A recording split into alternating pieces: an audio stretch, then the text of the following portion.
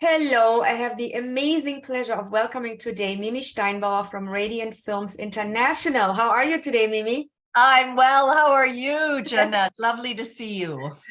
Thank you. Mimi and I go way, way, way back. I think we met when you were, I want to say at Lakeshore. Is that, Wow. that's a long time Wow. ago. Yes, I and think I that's was the only first there time. about 30 seconds. So yes, I well, you know. brought me there. I, Yes. I caught you at a good time. Anyway, so we're going to talk today a little bit about what a sales agent is, what they do, how they work, so that our students and course participants can understand A, what your job entails, and B, if they would ever want to work with you, what that would entail. And then we'll talk a little bit about the marketplace today and the ever-changing film industry. And we're all going to be very curious about what you have to say about all this. So Well, I'm just back from Berlin, so happy to talk about all of this. Yes. Well, then talk about how was Berlin? What is something that you could share with us? Berlin felt energized again. I think we'll probably get into this, but the markets are changing so internationally at the moment, but people, I think, see a path forward. So it was better than the last couple of markets where everybody was, the sky is falling. So Right. I think people are trying to figure out how to make a path forward in our new changing distribution models. All right, we'll talk about all of this right here. So the first thing I think we all would like to know is, would you be willing to share what inspired you to actually work in this amazing industry of Hollywood? I'm from Austria, and I started in production at the ORF, which is the Austrian National Television, and loved it. I was working on detective series, Tatort, for any of you that know Tatort, and loved it, and wanted then to move from the German speaking space into the English language space because I thought more people would see whatever I was working on. And then moved to LA to go to USC, the other school, and did the producers program there, the Peter Stark program there. And then got stuck. My intent was to go back to Europe, but then I got stuck in LA working in distribution, which I loved because it was about how do you get films made and out into the world. So when you started working in distribution in Los Angeles, what was your first stop here? How did that all unfold? My first stop was a company called Capella Films, and it was set up by a number of German producers, and they had sort of backed into owning rights of films, and they then had to create a sales company around the rights that they held in order to monetize them.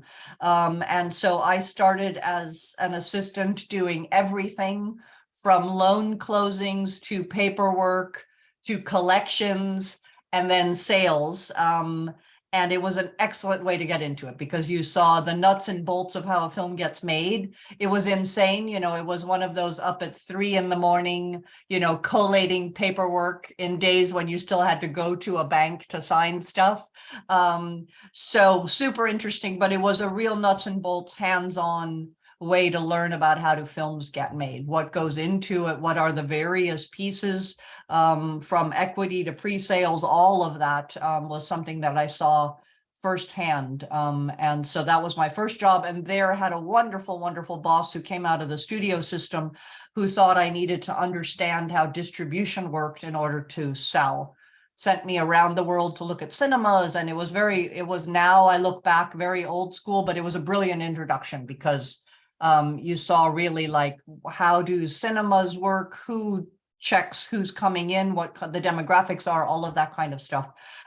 So it was a really good start. And then I went on the path of distribution and then sales agent.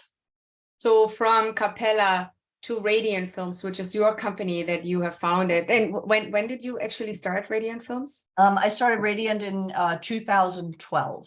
All right, so we're 11 years old now. Congratulations, Yeah. That's quite a while. Yeah. So from there to there, what were some of the in-between stops that you can share with us? Different things. I was really blessed to be able to work in a lot of different areas, blessed in terms of being able to see behind the curtain and get the information we did initially at Capella, we did all rights deals where we sold all rights to a film to one distributor in a territory. And I thought it was very interesting to find out how does that distributor monetize that. So from Capella, I went to work in television because that was at the time the biggest revenue share out of any film being exploited. And so I worked directly in television to understand how is television monetized, who are the big television players. So that was very interesting. And then went to work at Village Roadshow, which was a joint venture between the Australian company and Warner Brothers, where they produced such films as Three Kings, The Matrix, that kind of stuff. But it was seeing how do films get distributed then also through the studio model, which is, of course, completely different than the independent model. And so that was in terms of my understanding of how do films get out into the world. It was the TV piece, then the studio piece, and then back to the independent piece. So some of the projects that you have worked on, were there some that you would say you had a really beautiful experience, like some favorites maybe that you can share with us? The Matrix was a crazy one. They flew the entire capsule from the Matrix to LA for a test screening and a Hollywood Foreign Press event. The Hollywood Foreign Press in those days, not sure anybody understood the Matrix. And the directors were, let's just say, on another plane. And it was one of the funnier experiences that I've ever had. And then I think as people watched the Matrix and started to understand on all the different levels that the Matrix worked, what a special film it was. But that first screening, I remember just thinking, oh, these guys don't have a clue of what they're getting into. And maybe they never will. And then I think everybody started to understand it. So the Matrix was very fun because it was so out there. I worked on Lord of the Rings, which was awesome. I mean, that was just a special thing to work on. I had never read the books from Austria, so I read the books in order to sell the films, and then I was hooked. So it was just, the whole thing was a magical ride. It was a crazy big risk to put $300 million on the line to make 3 films. So it was being cognizant of you're working for a company where they are willing to put everything on the line to create these films, which was exciting. And that was just wonderful to be part of that. I've worked on some crazy films. I worked on Machete, the first Machete, which was a hoot, and that was one where you sent out the script and said, have a beer with this, please read it. And but that was a very fun one. Then we worked on a smaller one, which people may not have seen, but it was called Madame Bovary. And it was, that was a really special film because they did everything authentically. It was filmed in a original old mansion. They did all the costumes that that was one where so much love and detail went into it that was a real treat to work on. What else? Hurt Locker was fun because we won an Oscar, so that was fun. So lots of different kinds of films, from the small special. I worked on Blue Valentine, which was also really, really special, through to the big ones. So it's been fun. And I like action films, so I've liked sort of all the action films that I've worked on have been fun for me personally also. So definitely a wide experience from all the budget ranges to the various genres. And the one thing they all have together, they all seem to be very commercial and great taste. So congratulations on that. Yes. Now, for some of us, when we hear about distribution, usually everyone always thinks, that's what studios do.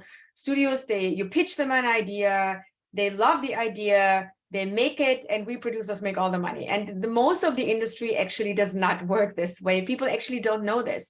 The majority of the industry, in regards to how content is being created and the amount of content that is being created, is actually independent contract.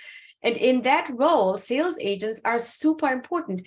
Can you shed some light on what sales agents actually do in this industry? Yes. So if you're not in the studio system where a studio creates product and then distributes it through their entities around the world, the independents make the films and then find local distributors, either for all rights or individual rights, platforms, etc., but get the film out into the world territory by territory or group of territories by territory. And the sales agent can come on board to facilitate any of that. So we have some titles where we handle worldwide sales, including the US. Sometimes we handle only international, so that's everything outside the US. And we get involved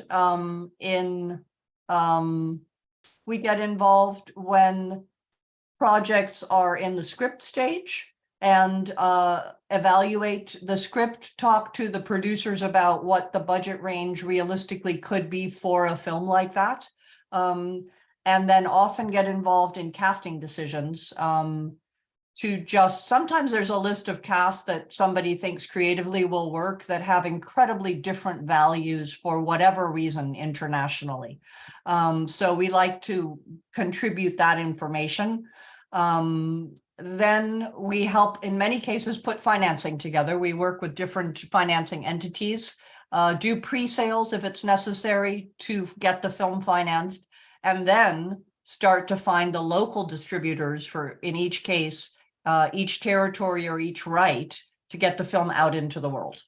And then collect the monies for those sales, make sure that you know what cinemas is something playing in, what platform is something on, and if it's making profits, help the producers collect the profits.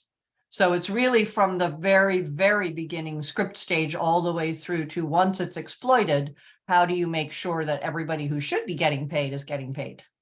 So basically, you are the glue, if you want, between the producer, the content creator, the creative voice, and the distributor in all the countries around the world who will then exploit the film on any of the platforms, theatrically, television, or on the streamers, or any which way. So you're the in-between party that makes that happen. Yes. And of course, you foster the decision-making, I should say, directions or paths producers are thinking about taking also in then, it sounds like, to elevate the content to make it more valuable around the world, right? Yes, we try to. I mean, sometimes we get involved in finished films. I've picked up a few finished films, which is wonderful. But in most cases, producers will need help getting it made to the finished film stage. So we get involved as early as producers want us to, as long as there's enough pieces there for us to be able to evaluate what have we got, what are we talking about? Because sometimes we get, a one-page summary and it's like, I don't know what this really is, right? And a one-page summary and then a second page that says we'd like Brad Pitt, and and it's like, lovely, good, come back when you have Brad Pitt. But so you have to have a little bit of there for us to get involved. But we like to get involved early because decisions that seem unimportant, like country of origin or where is it shot, or all of these things affect the value of the film. So we like to get involved and work with the producers early. Talking about the value of the film. So when you're out in the world and you're selling to all the distributors around the world, including the US, and I'm sure you have a sense of what kind of stories and projects and genres drive the marketplace today. And sometimes it seems to shift, sometimes it's always the same. Can you talk a little bit about what the industry today is looking for and why, in your opinion? In sort of very basic terms, I think it continues to be clear genres like thrillers, action. It continues to be that. I think there is also a space, just by the magnitude of content that's out there, there's space for very original projects now, and there didn't used to be as much space for that. So I think there is Cocaine Bear this weekend, right? That is a wildly original project. And something like that has a home, as does, one of the Marvel films. So it's really a question of how are you reaching the audience? A lot of that is what is the message and can you get it across? for all of us that have a 30-second maximum attention span at the moment. So you have to be able to know, what are you going to see? And is it worth getting up and going out of your house to see it? Or is it something that you're going to click on out of a list of 400 titles? So you still also have to find what's the right home for it, and how do you get people to pay attention to it. But traditionally, action, thrillers, rom-coms with big names, although we had a couple years ago a rom-com called Plus One, that was not big names, but it was, the chemistry worked. And so it was something that it was also a small budget, but the chemistry worked. So it's traditionally it's rom-coms with big names. Right. So then for you specifically, for Radiant Films, what kind of projects do you specifically prefer? If you would go out, if the producer comes to you, what would you want them to bring you genre-wise, project-wise? Action thrillers. Also things I think that are have some special quality about it, because it's there are a lot of action thrillers that are just incredibly generic, and yes, we all watch them and they sell, but I like something that has a little bit of something special to it. It's, of course, the fine line when you're selling something is the buyers they want something wildly original, but they also want something that they can compare to something else. So they want both wildly original and never seen before, but also something that has a comp film. So that's a fine line. You have to walk them through the process of what is a comp film. And that has often to do with who are the filmmakers, what is the genre, what in that genre has worked, and to just give them a sense of how they want to make money. How could they make money, and how could they exploit this? So it has also to do with marketing materials and all of that kind of stuff. Right. So when we talk about materials, you mentioned earlier you want the producer to have a script. Yeah. What else do you want the producer to tell you about when they come to you with their action, comedy kind of genre, which it sounds like is something that you would look at? What materials would you want to see, or how do you want them to approach you? With what? A script for sure, and preferably without typos, which I hate to even say that, but the number of typos in scripts that you just don't read past page 3. Then a list of either any actually attached elements. So is there a director who's attached? Are there producers that are attached that are knowledgeable? So as a sales agent, I have a sense, oh, it's going to get made because this producer has done films in the past. So director, if there are any extraordinary heads of departments, that kind of stuff. If there's an amazing cinematographer and it's a very visual film, that kind of stuff is always helpful. Then a list of any cast that is actually attached, and a list of who the producers and filmmakers are going out to. And that has to be a realistic list, because it's the number of films that I've been pitched that are a budget of $3 million, but they're going out to again, Brad Pitt. It's like, no, it's not. He's not going to do a $2 million movie for you. So it has to be a realistic list. My second question is always, are they available? Because it's wonderful to have a list of 10 actors, but if none of them are available because they're all doing Netflix series, that's just good to know, because it's like, let's not waste any of our times of thinking so-and-so is going to be available because we know they're doing season 8 of, Yellowstone. So that's good to know. And then we care very much about the finance plan. To see it, to know what of that is in place, where are you shooting? Is there a tax rebate? Do you have certain equity components there already? What do you have in your finance plan? And does it add up to what you need to make the film? So there's a number of pieces. Not everything has all of that, but basic script, any real attachments, and a finance plan. Right. So when we talk about a finance plan, and producers come to you and say, I have a script, I'm thinking of attaching this list of cast, I have a director, which ideally it would be good if they have, because it's kind of, you know, the vision of the story. And maybe if they don't, you can give some input, but they come to you with a script, some ideas for attachments, a vague range of where they think the budget should fall. And you would then talk to them about the value of the film, which often is reflected, especially when we talk about a finance plan, as you mentioned, in the sales estimates. And that's something you would do. So how do you establish those sales estimates? I think the first step is to know, because often you can short circuit that by if they're coming in with a project that is, in my estimation, a very small project, but they need, and I'm making up numbers, 20 million from international. It's like, that's not a fit for us. So then you can just say, sorry, we're not the right company. Now, if it's in the realm of possibility, we look at the track record of anybody involved and attached, and then look at the kind of cast that they are, the producers are going after. If it's realistic, we have good relationships with the agents, so we can, if they say so-and-so is interested, has read it, is willing to start, we check. It's, you just have to do, you know, it's just, maybe there was miscommunication, maybe it's a, you know, maybe they had a pipe dream, whatever. So it's just good to check. And then we start to look at what is a similar film worth, what have similar films, how well have they sold? You know, if we're doing like, we're selling a Nick Cage film right now, that is easy, relatively easy to do your homework. There are a number of Nick Cage films, you know what those sold for independently, you know how they performed, etc. So those are pretty apples to apples comparisons.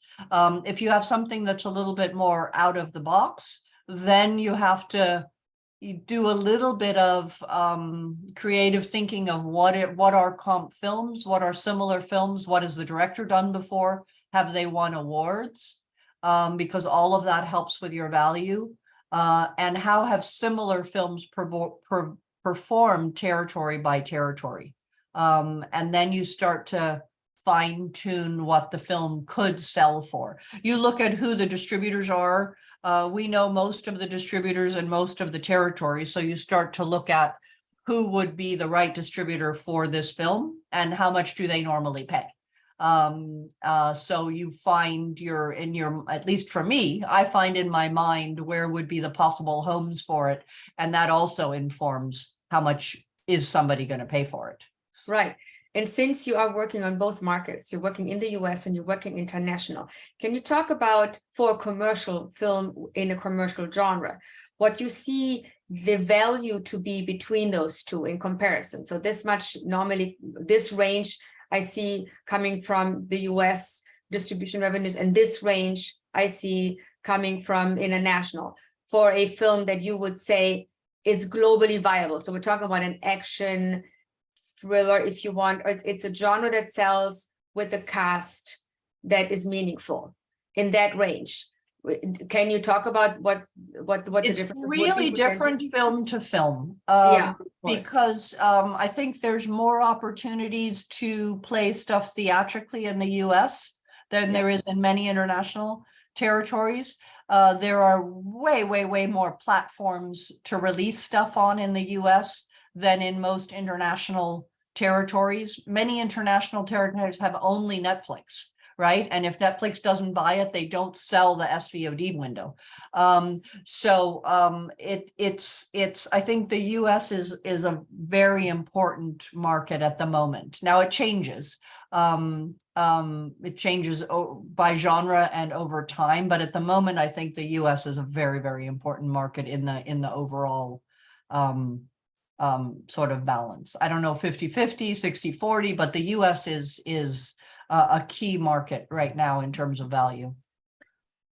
In my experience, it's always hard to sell the US, especially as you're putting the film together, right? Yeah. When you have it finished, it's, who knows if it's even possible then, but it's a very volatile and hard marketplace. Yeah. So if I have to put a finance plan together that's driven by what is more practical and realistic, I would say with this, the method you have explained, which is talking to international distributors, I have to literally drive my finance plan by what I think the value for the international market is, because that's the only way for me to even start somewhere.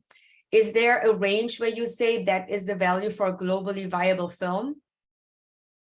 And if you compare it to the budget, let's say, if you say a $10 million movie, how much money can we make from international? If it's a globally viable film, where would that range be? It depends on so much. Yeah, of course, I know. Starting with, should it cost 10 million? Yes, exactly.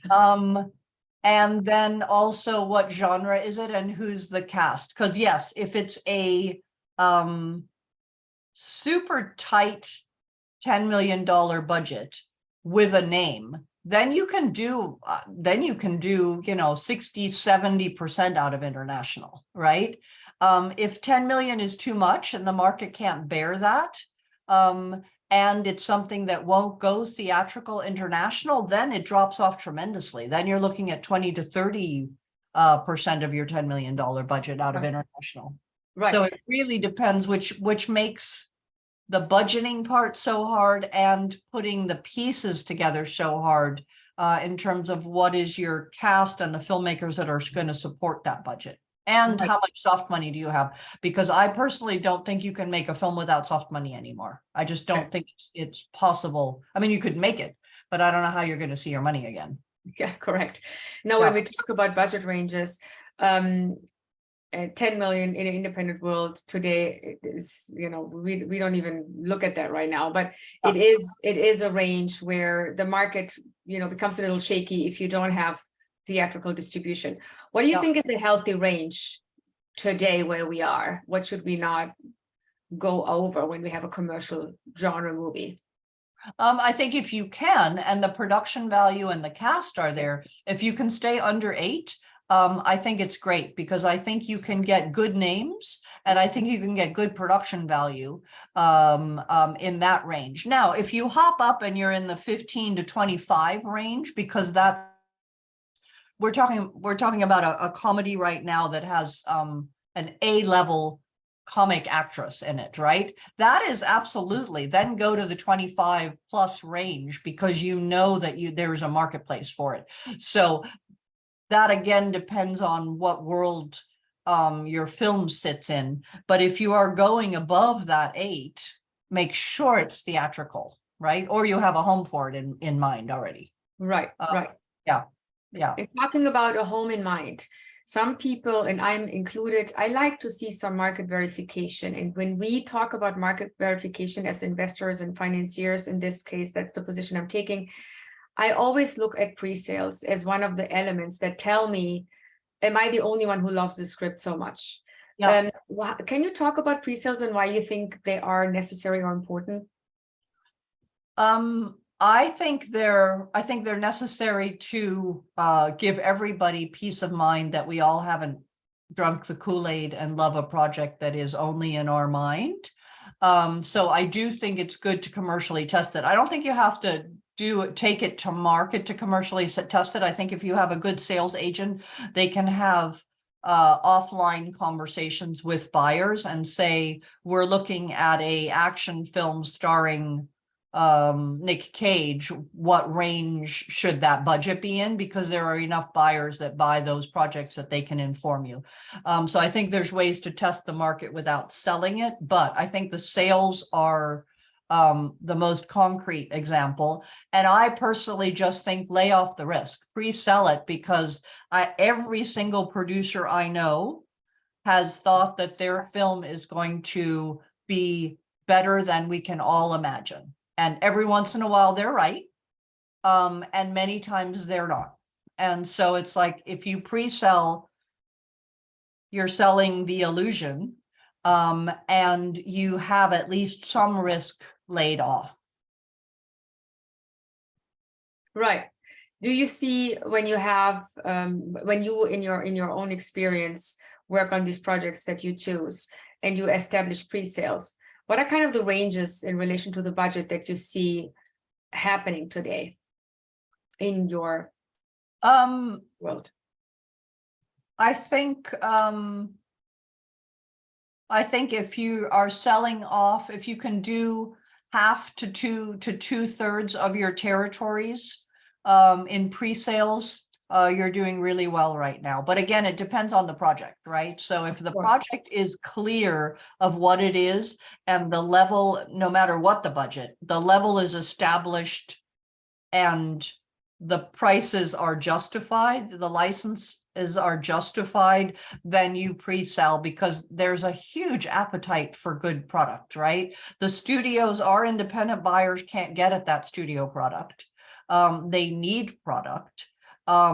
The product drives their slates then that they sell on to all of their sub-distributors. So they need the product not just for that individual film, but for what does it do for their company profile in terms of selling on to their local TVOD, their local AVOD, whatever they're selling on to their local TV stations. So there's a real appetite for product. So as long as the product is, the budget is justified, then you can absolutely pre-sell in this market. And we talked, you mentioned something, there is a demand for product. So can you talk a little bit about how you have experienced the recent shifts and changes in the industry and how they impact your work today? The shifts are monumental. We used to be driven by theatrical. That is not the case anymore, which also means that the revenues are much, much, much smaller, because the potential at theatrical films was huge. That is limited now, as you see. I mean, the box office is recovering, but it's recovering for only a few kinds of films. I hope it continues to recover, because I think going to the cinema is a special experience, and it should also include small, weird indie films and all of that. I mean, I love to go to the cinema for that. But the industry is the only place where, to assess risk, I think the distributors are looking at digital and television revenue. And that is, that's just a huge shift, because there is not that, it takes away the crazy upside potential that you had in theatrical, right? Where you had the, I don't know, Little Miss Sunshines, or you had the ones that were teeny tiny films that blew up. You don't have that on a streamer, because a streamer is going to give you a flat amount. And if everybody on the planet watches it, they do well, and you see no more money. Right? If nobody watches it, they don't do so well, you see the same amount of money. So, I mean, the risk is theirs, but that upside explosion possibility is not there. Now, it was rare, but at least it was there. And so I think the buyers, the distributors are assessing product on worst case scenario, and they used to assess it on best case scenario. And that's a difference in terms of the money that they pay, and how early they're willing to get involved, how many projects they're willing to buy. So the risk the risk assessment is a different one than it was 3-4 years ago. So for you, that really means, if we go back to how it impacts you, that the budgets have to be streamlined, correct? Absolutely. Because when we look at projects, the budget is really honestly uninteresting to the distributors. Yeah. They trust, I think, especially if they're working with a sales agent, that they know that if we say the budget is 15, that it probably is 15, and that they're going to see much of that on screen. Now, some sales agents will tell you it's 15 when it was 2, but those buyers are different. And those sales agents are different. But at some point, even if you know that it's $15 million on the screen, that doesn't mean that value is going to translate and correspond to their territory. So the budget has to work with what's the value of the film. I know that sounds trite, but it's just because you're spending more doesn't mean you're going to bring in more. So yes, the budget needs to be tailored to whatever you're making, and as trim as possible. And sadly, often the producer fees get stuck in that. I mean, there's a lot of ways that budget is trimmed down that is really tough. Correct. We haven't really talked about quickly the difference between film and television. So are you working in the, are you selling television series? Are you working in that space? We don't do any kind of television. We do films and what we'd call movie of the week to TV, but only features and documentaries. Got it. So in the documentary space, talk about that for a minute, because that's an interesting space. Documentary space is fun. It's certainly exploded. Internationally, it's a little bit less of an explosion because international territories are making their own documentaries. Right. And so it's often local content that is interesting for them on a documentary. But just the platforms that are, show solely documentaries is booming everywhere. So documentaries is a fun space. I mean, I'm personally watching more, everybody I know is watching more documentaries, and it's fun because whatever you're interested in, you can find some documentaries on it, no matter how generic or weird it is. So that's fun, but the international sales documentaries don't always travel because they have their own version of that cooking show or that travel show or that dog show or whatever it is. They have their own local version. That reminds me, I have to talk about our dog show with you. Anyway, let's get emerging producers, right? So we have the kind of producer that starts from scratch. They have a very interesting script. Maybe they come from a different career path. They have a business brain and they now want to enter the Hollywood industry. So that's the one kind. We also work with producers, you and me both, that come from the studio system. They have done amazing studio films, but they really don't understand the independent finance world so well, which impacts them, as we just talked about. The first thing that they're going to be impacted by is the budget, because the studio budgets, they're certainly not going to make those movies in that size in the independent world. Oh. So what advice would you give emerging and established producers how to navigate this independent space? What advice can you share with them? Patience and tenacity. I think we all have to work on projects that you are willing to spend the next 2 to 3 years of your life with, because that's what it takes. And if you're coming from the studio world, the sad thing is nobody is going to write you a check. And that is what many of the filmmakers that I know from the studio world are used to, somebody greenlighting something and then they can go with it.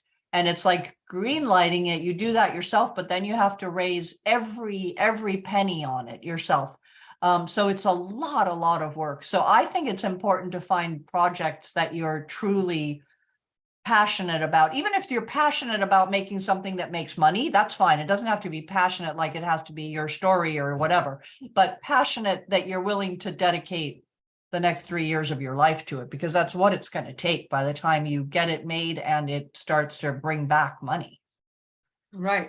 And that's finding the project and then having the patience and the I don't know what, stick to itness of getting all the pieces in place, because there's, I mean, I'm sure all the finance models you're talking about, there are so many sources of revenue, all of which, the least of which is paperwork, but all of them require hand holding, managing, all of that to get them on board and then get the actual cash and then get whatever needs to be repaid, etc. I mean, it's a long haul to get a film made.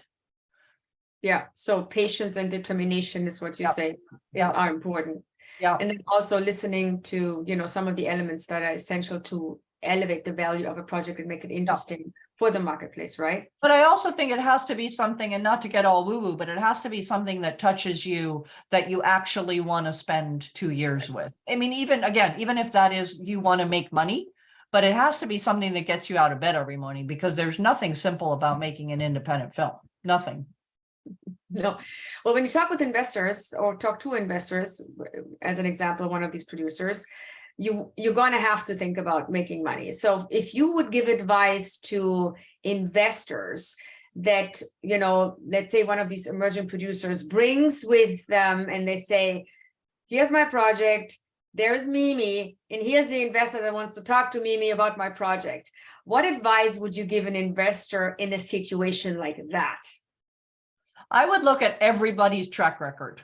It doesn't have to be the director's track record, although I think it's important, but somebody on the film has to know what they're doing, that they have delivered films. Because that's really, I think, very risky, is that you have somebody that either flakes or is unable to see it all the way through, or doesn't have the technical know-how to either themselves deliver a film or bring on the people that know how to do it. Because it's, you know, I'm delivering a film right now to a major US distributor. We're chasing composer agreements, right? You know, I mean, it's because the producers didn't get the boxes checked there. One of the composers died. It's like, I don't know how they're going to get him to sign it, right? So, so it's really, as an investor, you have to be working with people that have a track record. Even if it's not, if they have somebody that they, because I think there's a lot of first-time filmmakers that deserve to have films made, but you have to have somebody that is helping you get the film across the finish line. And that is even so, even if it's not the track record of the actual director or the actual first producer, then there has to be an EP or somebody there that is helping to get through the process, because otherwise you're in, it's just, there's too many ways that it can go off the rails along the way. And then I also think with your producers, with the other financiers, who else is involved, and with your sales agent, for sure, of what kinds of films do they do? Are they reputable? And that's very easy to check in most cases. Even if you're not in the industry, I think it's easy to check, does somebody have a good reputation? Do they handle the kind of films that they're taking on board here? Like if somebody came to me with a kids animation or like a TV series, it's like, we don't do that. So I don't know. So we wouldn't be the best home for that necessarily. Again, doesn't mean you can't do it, but just keep that in the back of your head as an investor, like, oh, this is off their normal path. And I'm one, maybe because I've been doing this so long, but also just go with your gut, ask questions. And if there's red flags or something seems too good to be true, it probably is. Right. So for investors that attach to projects, it is important. I think it's also important for producers to at least have one, like an executive producer buddy that can guide the path from zero to from A to Z, so to speak. Yep. So it's important, yep, I think, also for the producer as well as a investor to have someone that they can turn to and can say, these people have produced movies, they know how to deliver to Mimi, they're not going to forget the composer agreement, yep, things like, yep, that. Yep. And then on the financial side, if an investor comes to you and says, I'm thinking of putting some money into the entertainment industry, what do you think I need to watch out for? What are some of the things I should be aware of? And how could I mitigate them potentially? I think it's super interesting to look at similar projects and the slate and understand what is everybody's vision in that. It's like, what is the goal? Is the goal to make 20% return on every single film? Wonderful, but then make those films, right?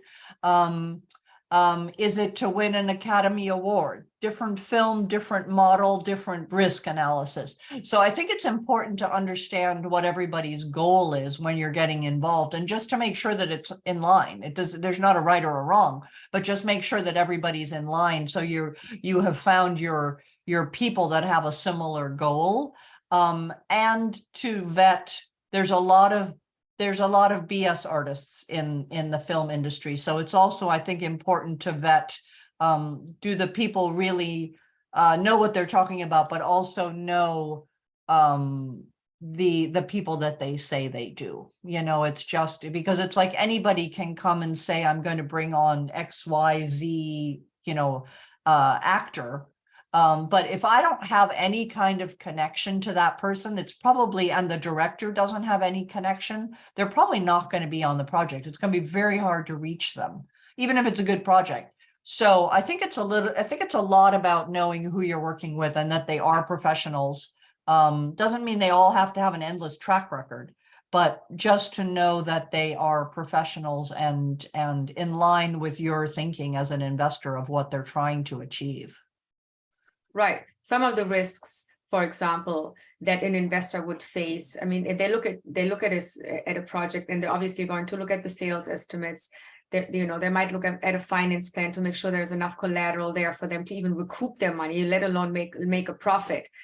In that range, would you say that that's something that investors would turn to you to get verification of the reality of something if it's as it's presented to them? We do that. We do vet sales estimates just to give comfort of because there's a lot of people that unknowingly or knowingly will inflate estimates. And so yes, so there's I think it's always good to double check estimates and to get a sense of is everybody relatively in agreement on what the value of a project is? Right, and you earlier mentioned that today there isn't really a film that should be made without incentives, like non-recoupable finance sources. So what do you think about finance? I mean, for risk purposes, right? Is the finance plan something you think an investor should look at?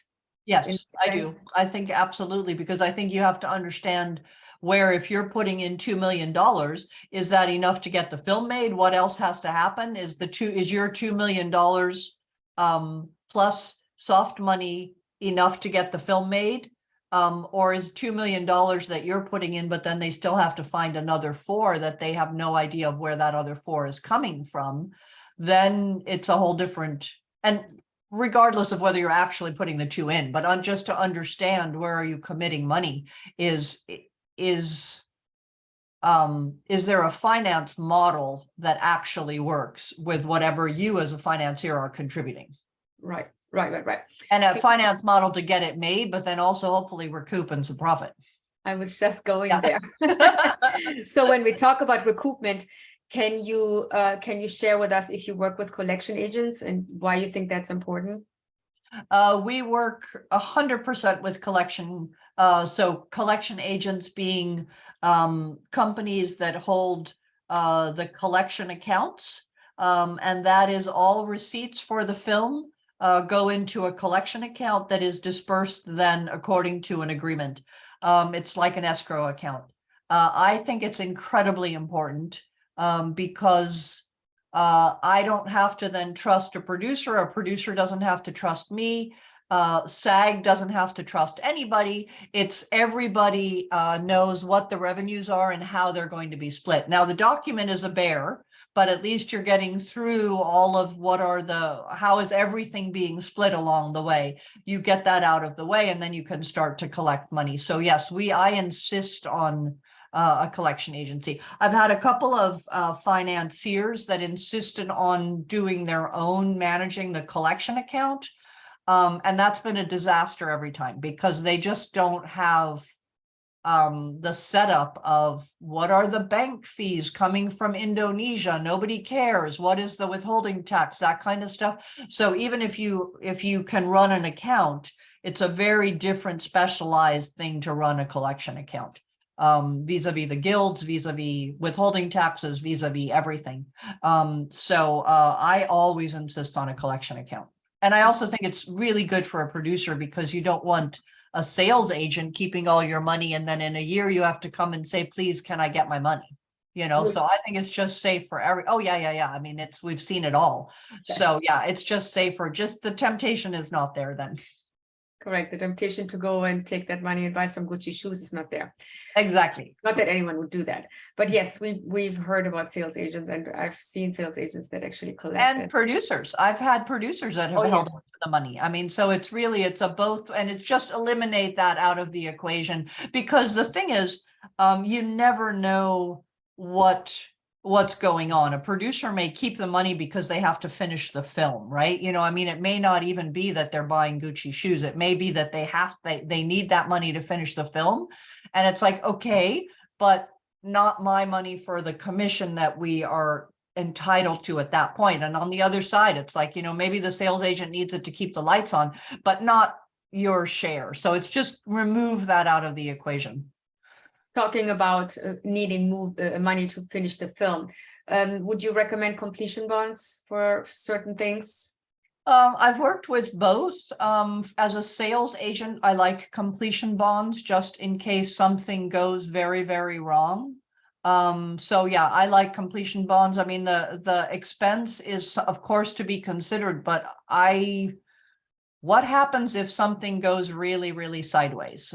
So for me, the completion bond is safety for everybody. As a sales agent, the bond will step in if for some reason technically the film, well, if the film isn't finished, they will step in, but also if it's just technically not delivered to a certain standard, the bond will step in. So as a sales agent, I like it because if I have to deliver to a difficult, like a German television station, and I can't get those materials, a bond company will take that over.